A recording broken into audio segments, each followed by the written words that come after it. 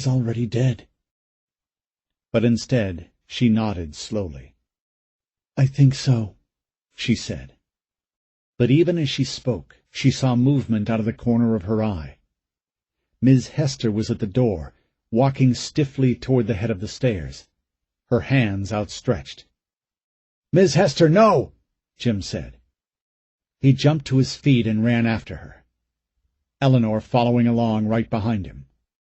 When Eleanor rounded the doorway, she stopped.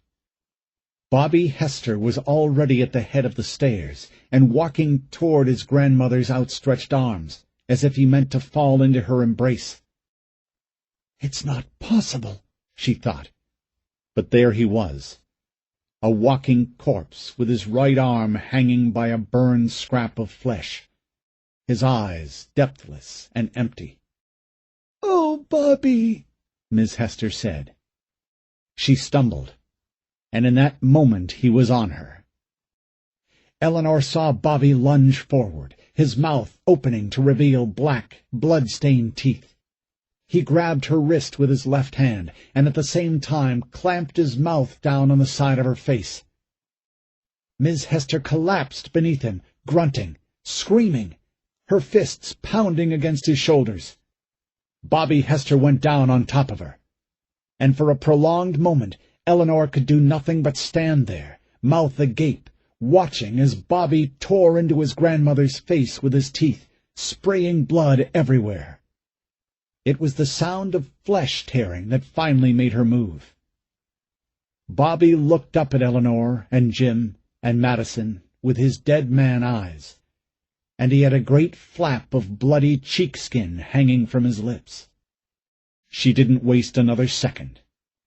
Eleanor raised the Mossberg high over her head and slammed it down butt first into Bobby's forehead, knocking him to the ground. "Get her out of here!" Eleanor yelled at Jim. Jim darted under the shotgun, grabbed Miss Hester by the arm, and pulled her back into Madison's room. Bobby had landed on his hurt right shoulder, but he never cried out. He gave no sign at all that he felt any pain. He climbed to his knees, and then to his feet. When he looked at her, his face streaked with blood from the gash on his forehead and the torn flesh hanging from his teeth. His eyes registered nothing. She thought, "He's nothing but a blank. He's empty inside." Eleanor pointed the shotgun at his chest, but he didn't seem to register it. He raised his one good arm and started clutching the air between them, and right before she pulled the trigger, he uttered a sound that was like air moving through old pipes. The sound was cut off by the shotgun blast, and the next moment he was dead. Large, sloppy bits of him oozing down the wall behind him. Eleanor stared at the mess, and only after her mind caught up with the magnitude of what had just happened did she feel the bile rise up into her throat. At some point, she wasn't exactly sure when, Jim put his hands on her shoulders and helped her to stand up straight. "You're okay," he said. She wasn't sure if it was a question or a statement of fact, but the sound of his voice was calming. It helped to center her. She stood up straight and blinked as purple splotches swam at the corners of her eyes. "Oh, my God!" She looked at the bloody mess that had been Bobby Hester, and nearly vomited again. "Oh, God! What in the hell was wrong with him?" Jim asked. Eleanor just shook her head. He took a step toward Bobby's corpse, almost as though he didn't believe the man was really dead. He said, "You saw that look in his eyes, right? What in the hell was wrong with him? Was he high?" "I don't think so." "What then? What was that?" She was fighting for control, trying to stay on her feet. "I don't know. Jim, it looked like he was dead." "Yeah, he's dead all right." "No," she said, surprised by the sudden violence, the absolute conviction she heard in her voice. "No! Before! He looked like he was dead before I shot him." "What?" Before I shot him. That look. Jim, I've seen that look. You know that look once you've seen it. It's the way a dead person's eyes seem to just stare off into nothing. There's nothing else like that look. Once you see it, you feel small, you know? You feel like you want to crawl into yourself. You feel so small, so... She trailed off helplessly. Whatever it was, she wasn't saying it right. She didn't have the words to tell him all the things that were wrong with the way Bobby Hester had stared at her, or the feeling of dread that had chilled her heart when he moaned at her. "What do we need to do now?" he asked. "What?" He looked at Bobby's corpse, then down the stairs toward the water lapping against the walls of their entranceway. "What do we do?" he said. "The water down there looks like it's about waist-high. We can't stay here, can we? I mean, we have to leave, right? We have to go somewhere. Anywhere else but here." "We need to leave," she said. "We need to get Miss Hester to a doctor. We need to report this shooting. We need to get the family somewhere with clean water and food and clean beds." It was coming back to her now. Thinking about protocols gave her something for her mind to do. "We need to leave here," she said. "We need to get our individual disaster kits together and get the family into the canoe. We can head toward the EOC and try to make contact with somebody with better information." "Okay," Jim said. "Okay. Our disaster kits are in the game room. We've got about 10 gallons of water left. We should take all that." "Agreed." Suddenly, Madison screamed. Both Jim and Eleanor rushed to her door. Madison was up against the far wall of her room, her back pressed into the smiley faces of a boy band poster. Crawling on the ground in front of her, pulling herself inch by inch toward Madison, was Miss Hester. "Mommy, help me!" Eleanor ran inside, jumped over the bed, and landed next to Madison. She scooped up her daughter and tossed her onto the bed, where Jim caught her and pulled her back. Then Eleanor looked down into Miss Hester's face, and for a moment she was so astounded by the snarling, dead-eyed thing staring back at her that she couldn't move. Miss Hester uttered a thin, stuttering moan and raked the air between them with her fingernails. Her head was thrown back, the tendons in her neck standing out like cords beneath the skin. Her mouth twisted into a lipless grimace. "How about now?" a voice inside Eleanor's head shrieked. "How about now? You see those eyes? She's dead, and yet there she is, looking to drag you down with her. Do you believe it now?"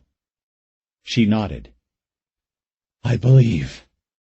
Another moan escaped Miss Hester's throat, and Eleanor backed away. The back of her legs hit the bedside table, and she brought a hand back to steady herself. She felt a lamp back there and closed her fist around it. The next instant she pulled its cord from the wall and held the little pink lamp out in front of her like a talisman against Miss Hester. "Miss Hester, please!" But the woman's expression never changed. There was no light behind those eyes, no emotion of any kind. She dug her fingers into the carpet and pulled herself forward. Eleanor could hear Miss Hester's fingernails cracking, breaking as she pulled inexorably closer, the wound on her face seeping blood into the carpet in a continuous flow. "Eleanor, come on!" She looked up at Jim. He had Madison behind him, his hand outstretched over the bed to her. "Come on!" She felt a light tapping against her leg and screamed, but it was only the lamp. She dropped it then and grabbed Jim's hand. He pulled her across the bed, and the next instant they were running out into the hall, past the nearly decapitated body of Bobby Hester. "Stop!" she said. "Jim, wait!" "Eleanor, come on!" "No," she said. "1 second." She ran into the game room and grabbed their backpacks and her Mossberg and her pistol. No time for the water, she thought. She threw the shotgun to Jim, swept as many boxes of shells as she could into her backpack, and together they ran down the stairs where their canoe waited, tied to the front porch railing. Eleanor didn't know it then, but she would never see the inside of their house again. Chapter 8. A news helicopter crept slowly across the sky, endlessly circling, as though too stunned by the destruction to look away. Anthony Shaw expected to hear wailing cries for help from the hundreds of people wandering around campus, but not one of them made a sound. Not one of them tried to wave the chopper down, and to him that was even more chilling than the sight of all this water flowing through the buildings, blanketing the streets, drowning the cars. On the opposite side of the street, a black man with 2 orange cats in his arms and a little girl following along behind glanced up at the helicopter, and then back at the little girl. She never even bothered to meet his gaze, just kept on walking. The little girl held a white plastic shopping bag that might have contained some wet clothes, but they had no other possessions that Anthony could see. The looks on their faces said it all. Life as they had known it was gone. What was left was an alien world for which they had no frame of reference. "These people look like they just stepped off a battlefield," Anthony said. Beside him, Jessie grunted in acknowledgment. "That's about the size of it. You know, your dad knew what he was doing when he set this job up for us. Don't think I don't realize that. These people, they don't have anything left." "Yeah, the sorry bastards." They were making their way from the UC down to the rec center, where the fire department had managed to scrounge together a mismatched assortment of motorboats from private homes and other city departments. But even getting across the campus had become a chore now. Water was everywhere. To Anthony, the really amazing thing, the thing that really shook him, were the objects that remained above water. The windshields of trucks poked up from the slowing, moving flood like surfacing submarines. Elevated pedestrian skyways, the kind that connected one building to another, now looked like fishing piers. Everything had a washed-out, gray look, except for the red of stop signs, which stood out like candy. Over by the UC, a statue seemed to be walking on the water, and a short distance beyond that, the white, covered arch of a colonnade snaked over an open lake between buildings. The water changed everything. The most ordinary, everyday things became mysterious, even sinister, as though the world was slowly lowering beneath the waves, and a new, darker one was taking its place. Also, there was a smell in the air he didn't like. A sea smell, but the sea mixed with mud and sickeningly sweet stench of raw sewage and mud and rotting bodies. He'd had thought that he'd grown used to it, that it had seeped into the background radiation of smells that was life in the city these days. But he was wrong. Today, with the heat of the sun beating down on them, the smell was worse than ever. It seemed thicker and almost dangerous somehow. Above him, the helicopter finally peeled off and headed north. And as it flew away, Anthony wondered if the rest of America wouldn't watch the images it had just captured and scoff that the networks were just showing them something they'd run through Photoshop to better their ratings. Surely this kind of destruction couldn't be real. Not in America, anyway. "Where the fuck is your brother?" Jessie said. Anthony let his gaze linger on the flooded ruins of the campus, ignoring his friend for a moment, choosing instead to marvel at just how thorough the storm had been. You had to look close at some of the buildings, but the damage was there. It hadn't left a single structure intact. And really, as bad as all this destruction was, it was still easier to think about a flooded city than his drunken failure of a brother. He had been exercising some serious mental discipline to avoid thinking about what Brent was up to right about now. But it was an ultimately futile chore. A lot like trying to keep Brent sober, Anthony mused. He suspected it couldn't be done. In fact, Brent was probably passed out in one of these buildings somewhere, drunk out of his mind. "You hear me?" Jessie said. Yeah, I hear you, Anthony said. I don't know where he is. I told him to be here at 1300. Jesse made an exaggerated show of looking at his watch. Yeah, well, he's late. I know he's fucking late, Jesse. Give me a goddamn break, will you? He's my brother. He's my problem. You got that? Jesse sighed. And don't say a fucking word, Anthony said. It'll only piss me off. I'm not saying anything. Yeah, well, you want to. I know that look. I know that sigh. Just don't, okay? Jesse held up his hands in mock surrender. Whatever, man. Like you say, he's your brother. Anthony spit into the water. And before Jesse could say any more, before he could say what really needed to be said, that family notwithstanding, the longer they let Brent take an active role in things, the higher the chances became that their plans would come completely undone. Anthony turned away. They waded on in silence. The small fleet of motorboats was massed in the student parking lot a short distance away. Most of the crowds had thinned out, so that now there were only a few people wandering around, and most of those were city employees working on the boats. The few shelter residents they saw looked lost. But everyone, even the city employees trying to clean up the mess from the previous night's storm, looked shell-shocked. It was a look Anthony had seen a great deal of that afternoon. If he doesn't come, what are we going to do about the money? Jesse asked. Anthony had been thinking about that very thing. His father would expect him to include Brent in every step of the operation, not necessarily because he was needed, but because Brent needed it. And in his father's mind, that was the only factor that really mattered. I don't know, Anthony said. It's safe, don't you think? Yeah, it's safe, but... But what? Jesse pushed a large floating tree limb out of his way. Now that they were closer to the highway, they were coming across a lot more debris. It's safe for now. But you saw those people in the water last night? What do you think the military's going to do when they get confirmed reports of cannibalistic survivors, especially ones that are attacking their people? The same shit they always do, as little as possible. They'll help with evacuees, but they'll ignore the problem as long as they can, leave it to the local authorities. I don't think so, Anthony. This isn't like Katrina. This isn't a bunch of hard luck cases stuck at the Superdome. You know what I think they're going to do?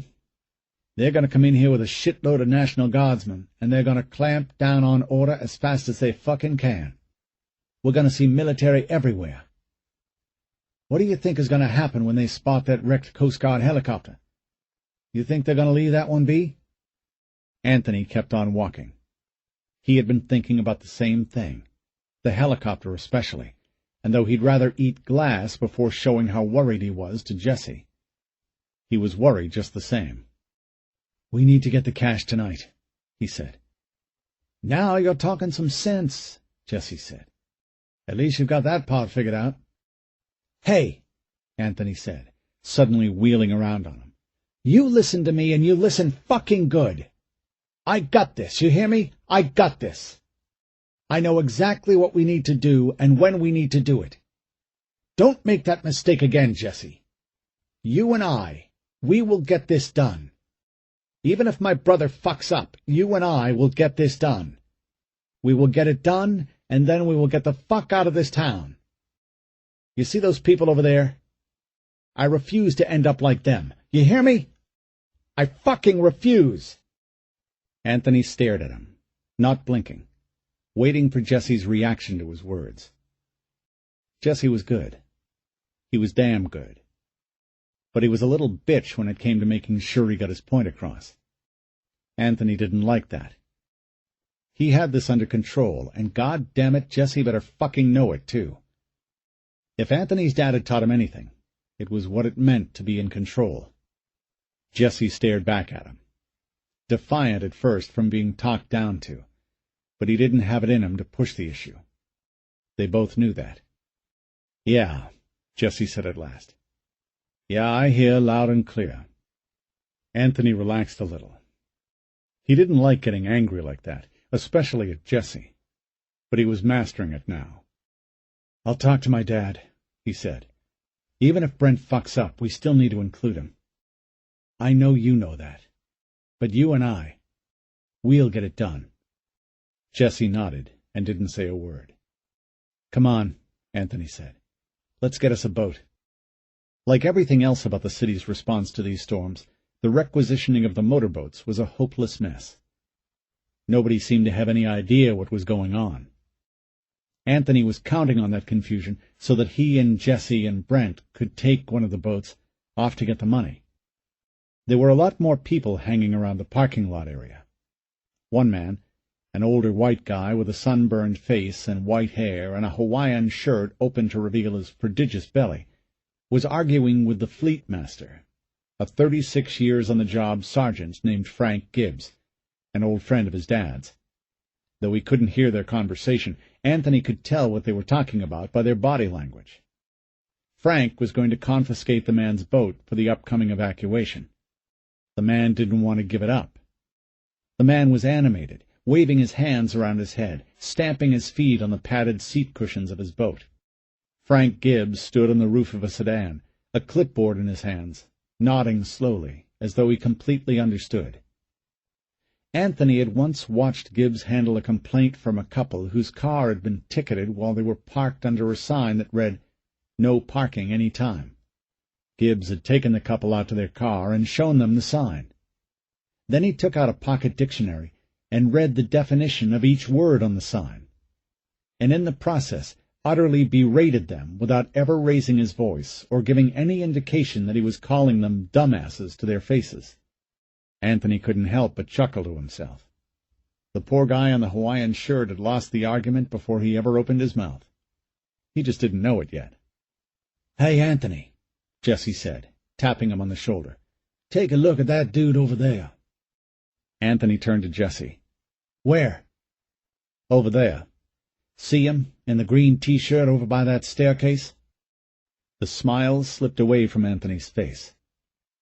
By now he had seen literally thousands of survivors, people who had been pulled from upstairs windows or off rooftops, and he knew the look of one who has just been given a giant dose of humility from Mother Nature. He had also seen dead bodies that had been caught in the crotches of trees or in storm drains, the clothes shredded from their bodies by the wind and lashing rain. The man staggering down the grassy knoll from the staircase looked like a marriage of the two. What little clothes he had left hung from his body in strips. The look on his face was one of utter defeat at the hands of the storm. He could barely keep his balance, even though every step took him into deeper water. His shoulders were slumped forward, his head tilted grotesquely to one side. He had his hands out in front of him, his fingers opening and closing like he was begging for forgiveness from two firefighters who had their backs to him. "What's his deal?" Jessie said. "He's acting like those guys last night, the ones from Canal Street. You don't think—" Anthony took a few hurried steps forward. "Hey!" he shouted. One of the firefighters turned and looked over at him. So too did Gibbs and the fat man. "Heads up, behind you!" Anthony said, and pointed at the man in the shredded green shirt. The warning came too late. The two firefighters, confused at first by the urgency in Anthony's voice, were slow to turn around. When they did, the man in the shredded clothes lunged at them, knocking the closer of the two into the water and diving down on top of him. From where Anthony and Jessie were standing, it was difficult to see exactly what was going on, at least at first, though they could tell that the man in the water was flailing his arms about as though he was reaching for something to hold on to. He tried to scream, but the sound was cut off when his face went under the water. The other firefighter just stood there, looking down at the stranger who had just climbed on top of his partner and was now tearing into his chest with his teeth and fingernails. The firefighter, who Anthony would later learn from Jessie was a 14-year veteran named Bo Moody, backed away for a moment, his face stricken with surprise and disgust, before rushing back to help his partner. Bo Moody threw an arm around the stranger's neck and yanked him off his partner. Moody was a strong man with huge biceps, a weightlifting junkie, and the stranger in the shredded clothes seemed to fly out of the water, turning almost a full backflip over Moody's shoulder in the process. He looked like a child's rag doll getting thrown about by the family dog. The stranger hit the water stomach first, but the belly flop didn't seem to stun him at all. He stumbled forward, draping his arms over Moody's shoulders like an exhausted runner crossing the finish line. Moody tried to get his hands under the man's chest to push him away, but for some reason couldn't get enough leverage. He was off balance, staggering backward under the man's weight, and though the stranger's movements were clumsy and awkward, he nonetheless bent Bo Moody over backwards. Both men went under. Frank Gibbs was running that way, moving slowly through the waist-deep water.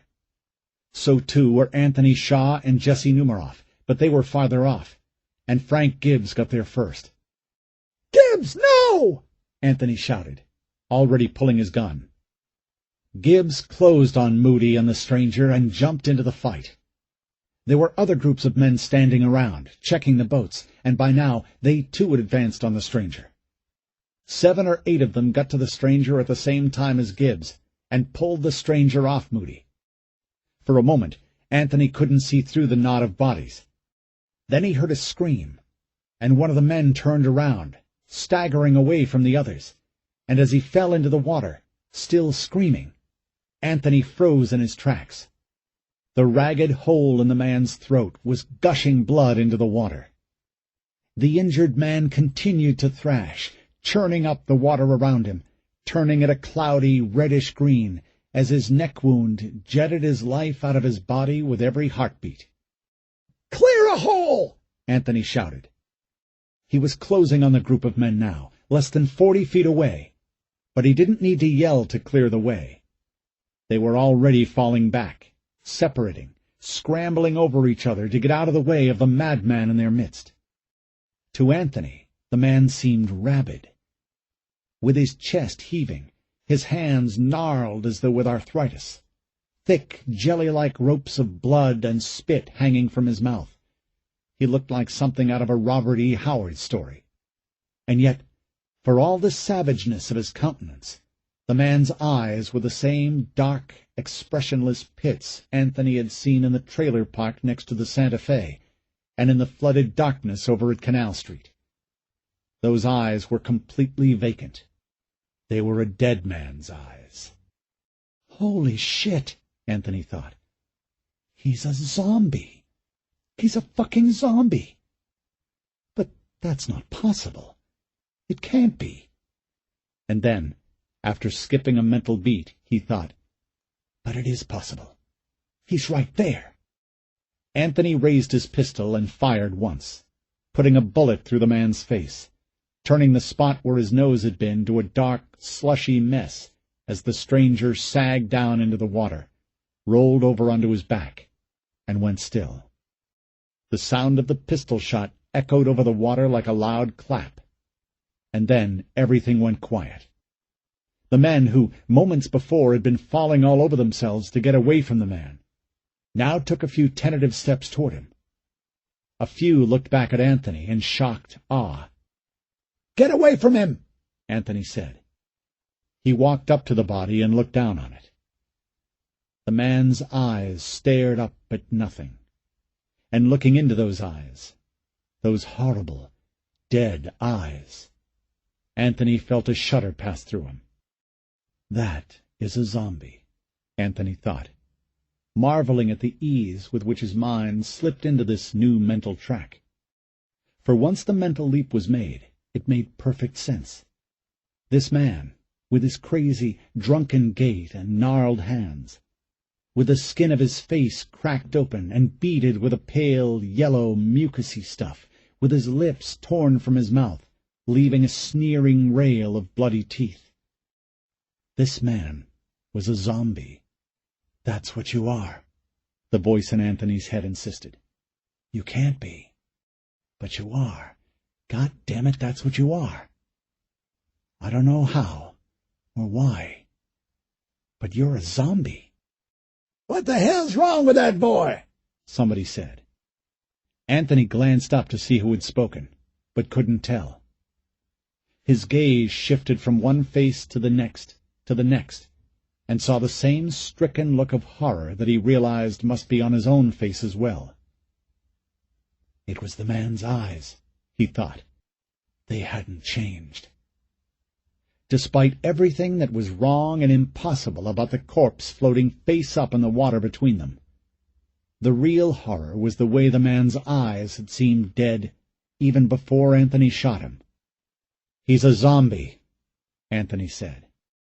He glanced at the others, almost daring them to challenge him, but nobody did. A few faces scrunched up in disgust, or perhaps in preparation for scoffing at him, but those expressions quickly melted away. He had touched on the word that none of their minds had let them speak. But now that it was out of the bag, they all seemed to accept it as the only reasonable conclusion. This corpse was a zombie. There were zombies in the water with them. Anthony could feel a collective chill passing through them as the truth of it sank in. In the confusion, Anthony had lost sight of Frank Gibbs and the two injured firefighters. But now, as he turned away from the dead zombie, he happened to catch sight of Gibbs, who was hanging on the side of a flooded pickup truck, breathing hard, a stunned look on his face. One of the other firefighters, the first one to encounter the zombie, was already dead. The other one, the big one who had just stood there in shocked surprise as the zombie munched on his partner, and Anthony could understand now why that had happened, was getting pulled onto the roof of a car. He was bleeding badly from one ear, rolling from side to side in near unconscious misery. The others tried to hold him still, but he was so big they were having trouble. "You guys get him to the infirmary," Anthony said. "That guy bit off one of his fingers," one of the men said. It was true. Anthony could see a yellowed flake of living bone and the deep arterial blood running down the firefighter's arm. "Well, then hurry it up," Anthony told them. "Get him to the infirmary before he bleeds out. And somebody help Sergeant Gibbs over there, too." The others moved off with the injured men. Anthony scanned his surroundings, looking for more zombies. He had absolutely no idea what was going on here. He had latched onto the term zombie because nothing else seemed to fit, and it had made sense at the moment. But now that he had some distance from that first initial shock, he felt less certain. What did he really know about zombies anyway? Just what he had seen in George Romero horror movies, and he had been laughing at most of those, looking on zombies as nothing more than harlequins, the clowns of the horror world. But he wasn't laughing now. No, sir, there was nothing funny at all about this. His whole world had just been turned upside down, and there was nothing funny at all about that. "What are you doing?" Jesse asked. Anthony let his gaze wander over his flooded surroundings a moment longer, pausing wherever he saw someone wading through the water, watching them for signs of that drunken gait. He saw none, though. Everything had a washed-out, gray look to it. The only bright color belonged to the bone-white elevated portions of the highway in the distance. They looked like the skeletal humps of some enormous, snake-like sea monster, frozen in time. "Anthony?" "I'm looking for more like him," Anthony said. Jesse came up beside him, and they both looked out toward the highway. "What do we need to do about the money?" Jesse finally said. "This changes things, right? I mean, doesn't it?" "No," Anthony said, shaking his head. "No. We still need to get the money. But we need to do it pretty damn quick." Chapter 9. Captain Mark Shaw stepped through a set of double doors and emerged onto a small open-air balcony that had, until recently, served as a study nook for the University of Houston's film and technology students. But, like everything else in Houston, it was a mess right now. The black wrought-iron furniture was tumbled in a heap along the railing to his right. and damp green leaves covered everything. They squished beneath his boots as he crossed the tiled deck. He went to the railing and looked out over the vast, shallow sea that now covered his city. The smell of mud and rot and ocean water rose up to assault his nostrils, and he grimaced. From somewhere off to his right, a radio was playing a Tejano song. He listened to its rolling polka beat and smiled. It had been, more than 2 weeks since he'd heard music on the radio? Strange that he should hear it now. He'd always thought of music as a sign of hope, a symbol of man's joy to be alive. He looked around and didn't see any signs of that hope now. After a short while, the song faded out and left silence in its wake. Perhaps someone had made the owner of the radio turn it off. That would figure. All things considered, it did seem somehow disrespectful. Mark Shaw listened to the silence. There were no birds. No one was yelling. And of course there were no cars. It seemed Hurricane Mardell had brought quiet as well as misery, and in the stillness of the moment he could hear his own breath wheezing in his ears. He reached into the shirt pocket of his uniform, took out a rumpled pack of Marlboros and a Bic lighter, and fired up the last cigarette in the pack. The rush of nicotine calmed his jangling nerves a bit, and he leaned on the railing, propped up by his elbows, smoking and thinking of his future. Prospects were not good. In fact, they were downright crappy. During the night, Mardell's storm surge, a 47-foot-high monster, had swept over South Houston and completed the destruction her lesser siblings Hector and Kyle had begun. The campus was already damaged by winds, but the storm surge had been the real destroyer.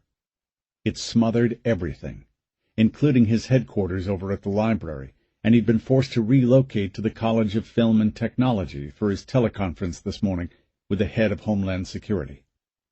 One of his staff, a smart young officer named Mark Eckert, had set him up with a laptop and a webcam and showed him how to use a program called Skype. Shaw, who in his younger days had enjoyed the occasional science fiction movie, had leaned forward and watched his own fisheye image appear at the bottom of the screen with a strange sense of disappointment. His face skipped and flickered. Not at all the crystal-clear perfection Hollywood had promised in Kubrick's 2001 and John Carpenter's Dark Star. Reality seemed cheap, almost ghetto, like the future promised in Soylent Green's Malthusian Nightmare. Frowning, Shaw had watched the screen fill with the face of George Dupre, Director of Homeland Security. Dupre was a small, self-important man with prematurely gray hair that he slicked back with a handful of gel into a stiff-looking helmet. Vegas hair, Shaw had thought, with the flicker of a grin at the corner of his mouth. But Dupre's accent wasn't what Shaw had expected. He spoke with the slow, comfortable twang of Georgia or Arkansas, though the accent was stiffened by the aristocratic sophistication and aloofness of a Yale education. It was a strange combination, and Shaw had disliked it from the first. "What exactly are y'all doing down there?" Dupre had said. Shaw bristled at that. "Well, sir," he'd almost said, "we're dying down here, and it would sure be nice if you lazy federal fucks could get off your asses and give us the help we need." But that dog wouldn't hunt, and he knew it. Instead, Shaw had squared his shoulders to the screen and said, "We've surpassed our response capabilities by a considerable margin, sir. I have roughly 2 million people stranded and starving in the South Houston area, and no resources with which to care for or evacuate them.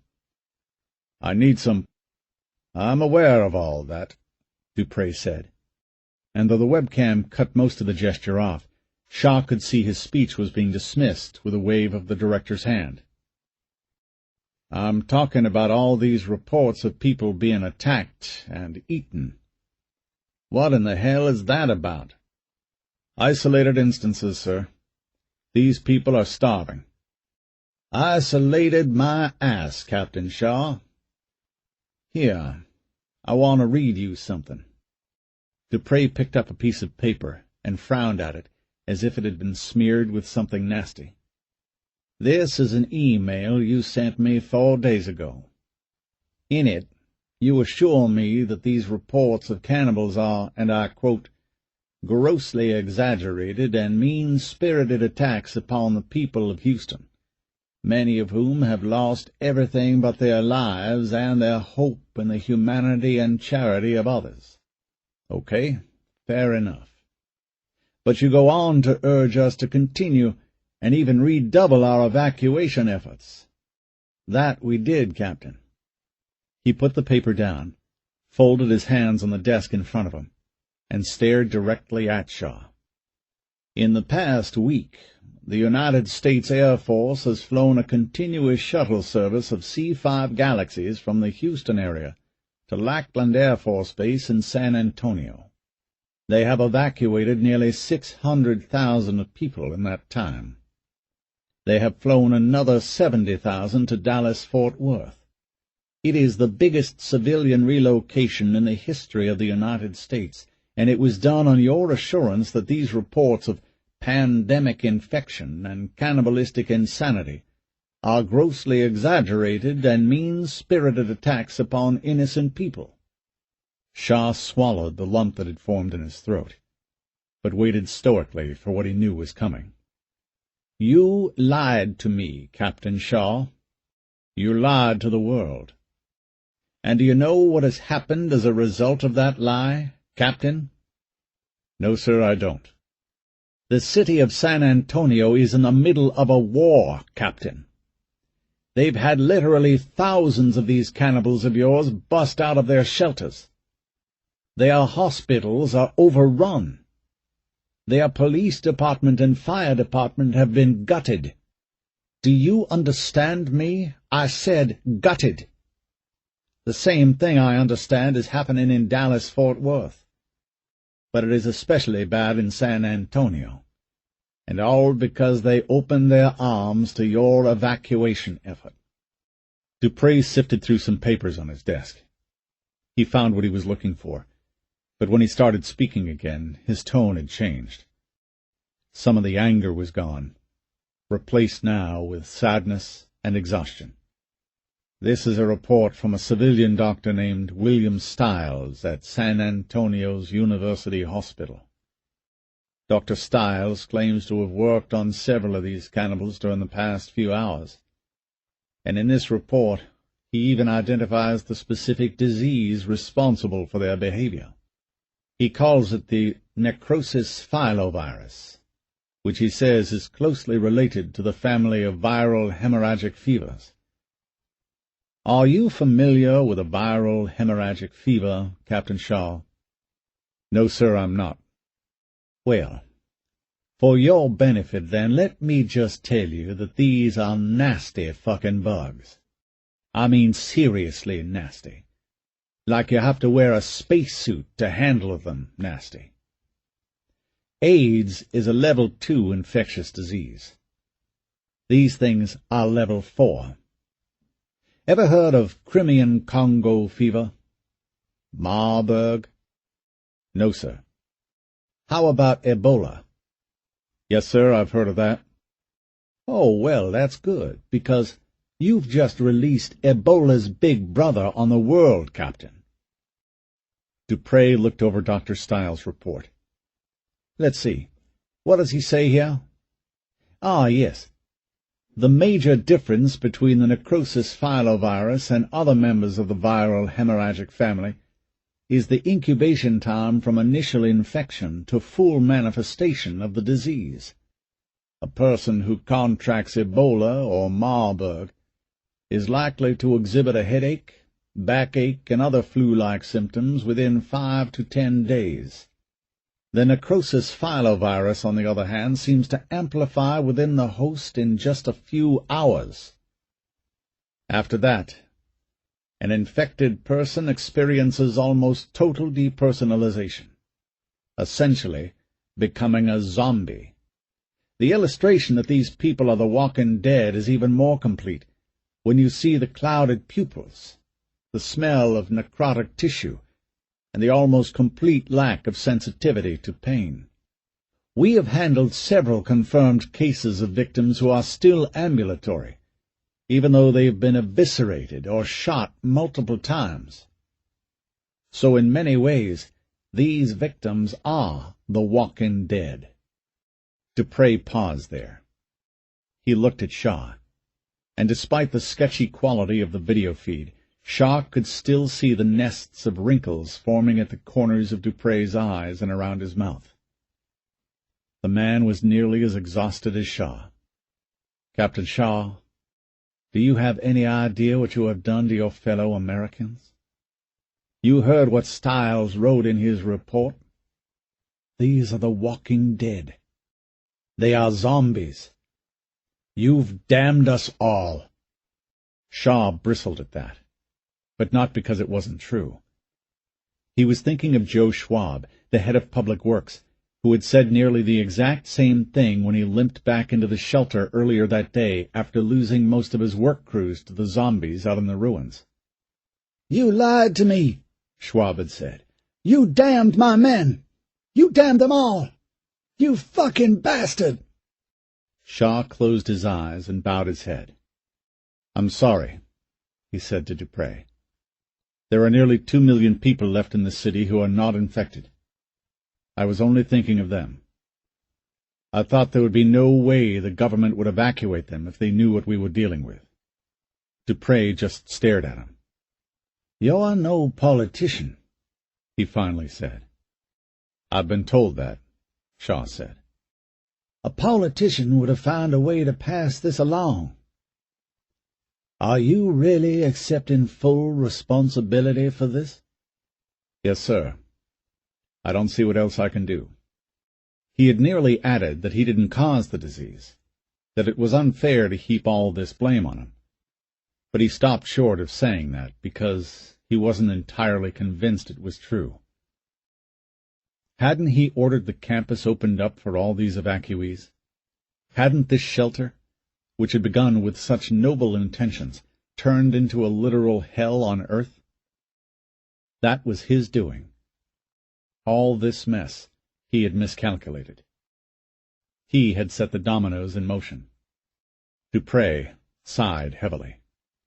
"We will continue our evacuation efforts," he said. "But we're going to have to change the way we're doing things." "In what way, sir?" "Effective immediately. All federal transportation out of the affected area will stop. We've already started setting up a staging area at the Sam Houston Race Park. You know where that is?" Shaw nodded, and his mind was already leaping ahead, considering the logic of the military's choice. It made perfect sense. Located at the intersection of the North Beltway and the Tomball Parkway, both major expressways, it was easy to get to, especially seeing as most of the freeways were elevated, and therefore above the water level. Also, the Tomball Parkway was wide, straight, and flat. The military could run planes, even the big C-5 Galaxies, out of there all day long. There were train tracks there, too, providing a second form of mass transit. And the race park itself was immense. It would make the perfect gathering point for the military to triage the crowds and cull out the infected, if any made it that far. "We'll have National Guardsmen standing by," Duprey went on. "They will have a medical staff on scene, who will examine every person looking to be evacuated." Shaw nodded. But then he realized what Duprey had not said. The party had left out. Duprey's people would handle the evacuation once Shaw got the survivors to the race park. But it would be up to Shaw to get them there. He would have to personally guide as many refugees as he could find across the flooded ruins of a city that was, geographically speaking, one of the biggest on the planet. And he would have to do it in the midst of a deadly plague. Suddenly, things seemed a whole lot more complicated. "Sir," he said, "can't you offer me any help at all? My men have scrounged every house, every marina, every boat shop in South Houston. and we have managed to come up with a little over 300 usable boats. I simply don't have the resources to help these people. Can't you help me with anything? Helicopters, extra boats, anything? Dupre's face remained cold and impassive as he shook his head from side to side. I'm sorry, Captain, he said. You're on your own. Yeah, Shaw said. Yeah, I'm sorry too. And now, with the memory of that disastrous meeting still fresh in his mind, Mark Shaw smoked the last of his cigarette and flicked the butt out into the floodwaters. He looked up and scanned the gray sky. Then he closed his eyes and listened to the sound of his heart beating in his chest. Footsteps on the tiled deck behind him brought him back to the moment. Sir? Shaw turned around. Mark Eckert, the same officer who had set up the Skype connection for him, was standing there in a uniform caked with mud. What is it, Mark? I just came to see if you needed anything, sir. You heard that, huh? Eckert smiled sheepishly. Yes, sir. I'm sorry. Yeah, well, Shaw said. There's a lot of that going around these days. Listen, I want you to do something for me. Yes, sir? Make an announcement. Spread the word. I want every policeman and firefighter down by the library in 2 hours. We're going to be leaving this place real soon. Eckert nodded and left without another word. 20 minutes later, Mark Shaw was inside the M.D. Anderson Library, headed towards the EOC's former office, wading through water that was up to his thighs. The entire first floor was flooded, and the corridors were black. The only light came from the flashlight he carried. The smell of mud and rotten flesh was so powerful, Shaw had to pull his shirt up over his nose. But even then he was constantly on the verge of gagging. When he entered the EOC office, he saw why. 2 of his officers were dead in here. But that wasn't all. A man was feeding off one of the dead officers, tearing shreds of flesh from the officer's upper arm. At first, Shaw couldn't tell exactly what he was looking at. The man was doubled over the dead officer, his head hanging down like a filthy curtain in front of his face. The officer's body was rising and falling with the zombie's exertions. Shaw thought to himself, he's taking his pulse, right? Checking for a heartbeat. But the next instant the zombie looked up at Shaw, and a large piece of dark red flesh sagged from his mouth like raw liver. "Oh, Jesus!" Shaw said. The zombie rose to his full height, water pouring out of what was left of his clothes. In the flashlight beam he looked unnaturally white, the flesh hanging from his lips, shiny and almost black. The zombie climbed over the dead officer, then over the computer console where the officer had been sitting when he died. He was moaning, a horrible, stuttering sound that Shaw could feel echoing in his chest. "Stop where you're at!" Shaw said. He pulled his weapon and pointed it at the zombie without any real expectation that it would obey his command. Shaw could tell it wouldn't just by looking at the man's eyes. There was nothing behind those eyes. Nothing but hunger. Shaw trained the flashlight beam on the zombie's face, and though it was one of the new LED lights, intensely bright, the zombie never blinked. Shaw shot him then. One round that blew the man's scalp off and knocked him back into the water. He stared at the dead officer the zombie had been feeding on, half expecting him to get up and move. But the only movement came from the body, gently rocking in the settling water. "God damn this place," Shaw said. He holstered his weapon and went into his ready room. The water had gotten in here, too, and floated his mattress up against the back wall. All the trash in the entire building had seemed to find its way in here. Papers, plastic cups, a lot of stuff that was so waterlogged he couldn't identify it. The trash was everywhere.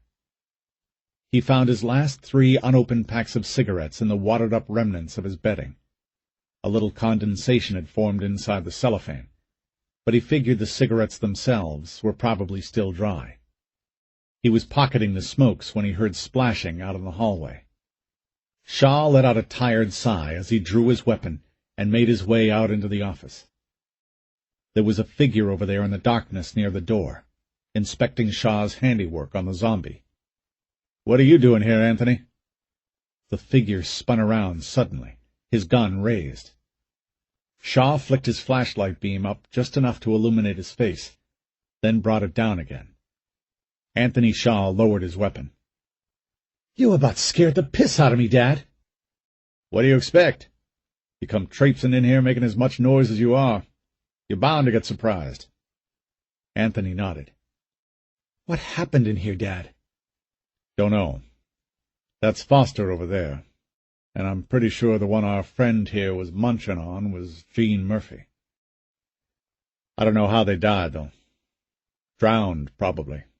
Caught in here during the storm surge." Shaw looked around the room once more. It was hard to believe things had really gotten this bad. He caught Anthony looking at him. "Where's your brother, Anthony?" "I don't know. I came in here hoping you'd seen him." Anthony paused for a moment, then added, "Dad, you know he's probably passed out drunk somewhere." Shaw looked at him sharply. His first instinct was to yell, to deny it. But he knew Anthony was probably right. Brent had probably crawled off into an unused building someplace with a bottle and drank himself into oblivion. The thought made him furious, but it was impossible for him to hold on to the anger very long. Brent was just too much like his mother. She, too, had fought her battle with the bottle. And for Mark Shaw, that was the hardest part of watching his oldest son slip deeper and deeper into alcoholism. He didn't want to experience the pain of watching a loved one go through that again. "How about you, Dad? You okay?" Mark Shaw shrugged. "Good as can be expected, considering the circumstances. How about you?" "I had to shoot one of those things down by the boats." "Just one?" "Yeah. I see you got one, too." "I suspect we'll be seeing a lot more of them here in the next few hours. The reports I've got so far sounds like the water is pushing them farther and farther inland. Also, we've been taking in people from all over. Chances are pretty good the shelter's going to have a few of them by now." "You talked to the Director of Homeland Security?" "Sure did." "And?" "That doesn't sound good." "What happened? What did he say? They're sending in help, right?" Shaw felt distracted. It was hard to focus. This place, the darkness, the smell, it was starting to get to him. "No, it wasn't good," he said. "Dupree said we're on our own."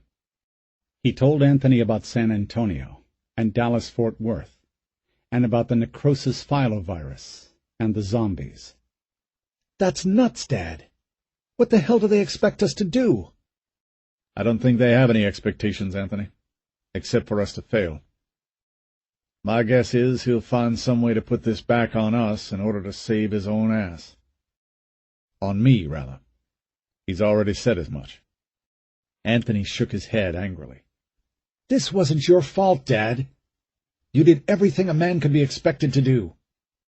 "The Director of Homeland Security seems to disagree with you." "Yeah? Well, fuck him.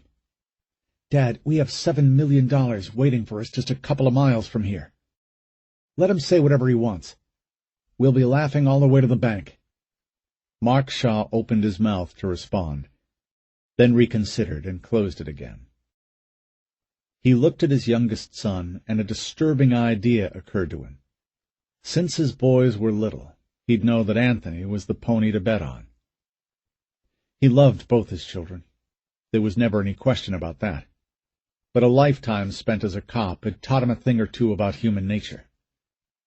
Watching the two boys grow up, he'd seen that Anthony was more aggressive, more confident, the smarter child. He had talent. He could talk to people. He could lead people. Brent, on the other hand, was a turtle. Trouble would come, and Anthony would see it as an opportunity. Brent would simply duck his head into his shell and hide. But now, looking at Anthony, he realized that maybe his pride in the young man's accomplishments had blinded him to his shortcomings. To Anthony, this was about the money and nothing else. He didn't see that the money was just one small part of this thing Mark Shaw was trying to pass on to his children. "Dad, did you hear me?" "I heard you." "Well, you agree, right? We get the money and we blow this place. Fuck this city and fuck the Director of Homeland Security. We'll start over, the four of us. We'll take our money and we'll make new lives ourselves. That's what you always said, right? We did our part. Now we take what's ours." From somewhere out in the hallway they heard splashing, and the sound of someone moaning. "Dad, we don't have much time. We have to get that money and leave this city. Come with me. We'll get Brent and Jesse and get the money and get the hell out of Dodge." "No," Mark Shaw said. "What do you mean, no? Dad, this is what we planned for." "Not quite. Listen to me, Anthony. You and Jesse find your brother. Then the three of you go and get that money and bring it back here." "Here? Dad, why in the hell—" "Because we have a charge to keep, Anthony. We have a responsibility." "To who?" "Dad, our responsibility is to our family. That's what you always said. It's family above all else. In the end, nothing else matters." "Honor matters, Anthony. Our family name matters. Outside those doors there are 80,000 people that are here because they trusted in me to lead them. If I abandon them now, they will all die." Anthony was shaking his head as if he couldn't believe what he was hearing. "Dad, that's insane. You can't. You have less than 300 boats out there. How do you think you're going to transport all those people through a flood? There's no way in hell you can do that. It's crazy to try. You said yourself that Dupree doesn't expect you to succeed." "Anthony, you have to understand why this matters. If I don't try to save those people, the name I'll pass on to you and your brother will be worthless. It'll be less than worthless. It will become a synonym for cowardice, and I will not allow my sons to wear that shame." "Dad, I can change my fucking name." Mark Shaw lunged forward, grabbed Anthony's shirt by the collar, and slammed him down onto a computer console. For a moment he was nearly blind with a rage he hadn't felt since he'd overheard Anthony calling his mother a drunk during his sophomore year in high school. The boy had been 16 at the time, an athlete, and though small of frame compared to his father, every bit as strong. But when he'd heard what the boy had said, Mark Shaw stood up from his chair and slid the belt from around his waist and thrown Anthony face down over the edge of the couch, at which point he'd begun to whip the boy's ass until his jeans were shredded. Now here they were, two grown men, and Mark Shaw was dangerously close to doing the same thing. When he finally spoke, his voice was a brutal whisper. "You will not change your name. Do you understand me?" Still on his back, eyes wide with alarm, Anthony looked up at his father and said,